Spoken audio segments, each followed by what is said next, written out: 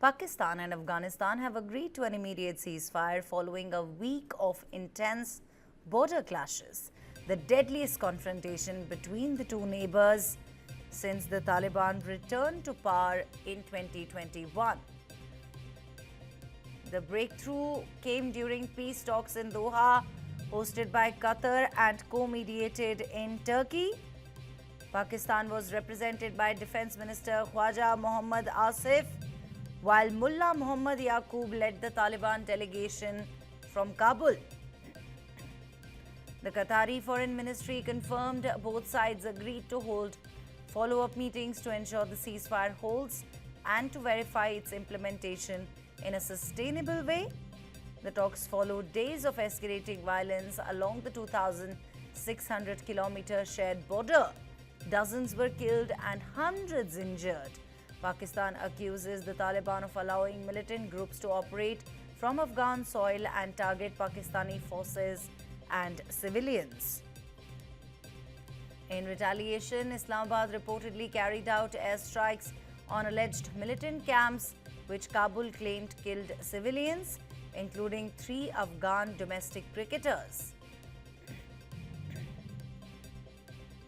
This triggered Afghanistan's withdrawal from a planned tri-nation cricket series with Pakistan and Sri Lanka. Despite the truce, mistrust runs deep.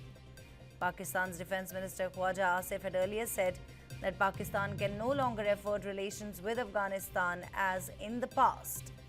And now the ceasefire marks a crucial but fragile step towards restoring stability in the region, with Qatar and Turkey expected to play a continuing role in mediation.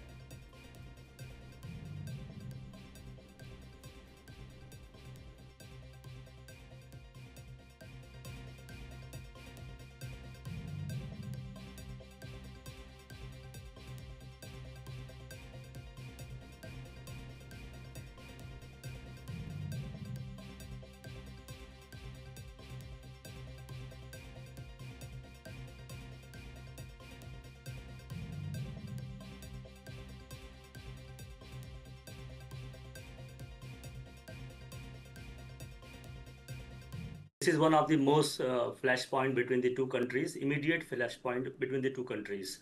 And Tehreek-e-Taliban Pakistan is a hardline orthodox organization which want to change the regime in the region and set up Islamic governance in the region. This is one of the reasons why they are attacking, and they have found why Taliban is not backing them, why Taliban are not leaving them, because they cooperated them well during struggle against United States. So it is very clear that during talk, Pakistan will raise this issue that either they should extradite or they should have flush out the kill.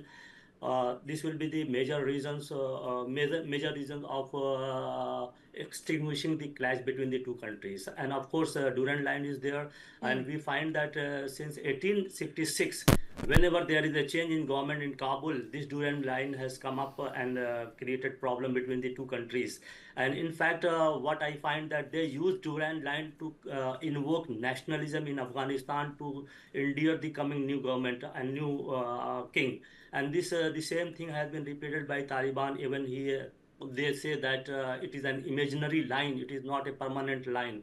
Right. So the problem is complex, is shrouded in both historical and current security threat of concerns of Pakistan. And I think that there are two, three factors which can stop this. Number one, diplomacy and dialogue can bring the two sides to end this conflict. Number two, if they are not agreeing, that it will be a long stalemate drawn battle between the two sides, and these proxy groups which are not under control of may not be controlled under Taliban and Pakistan as well. They will continue both in Khyber Pakhtunkhwa and Balochistan. And number third, they may go into long drawn battle, but it is not possible because the regional countries like Gulf countries and China and Russia have much influence on both the countries. So they are telling that they may not be in condition to continue this too far. But what is more concerning is the human lives. They are this 21st century has set a new norms,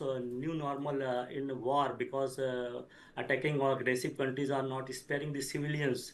and this is a more concerning problem, and this is happening Right. even that I was watching the Pakistani YouTubers and televisions. They are even suggesting the government to do like what happened in Gaza. Well, let me mention that these strikes came amid the 48-hour ceasefire agreement which was there between these two nations.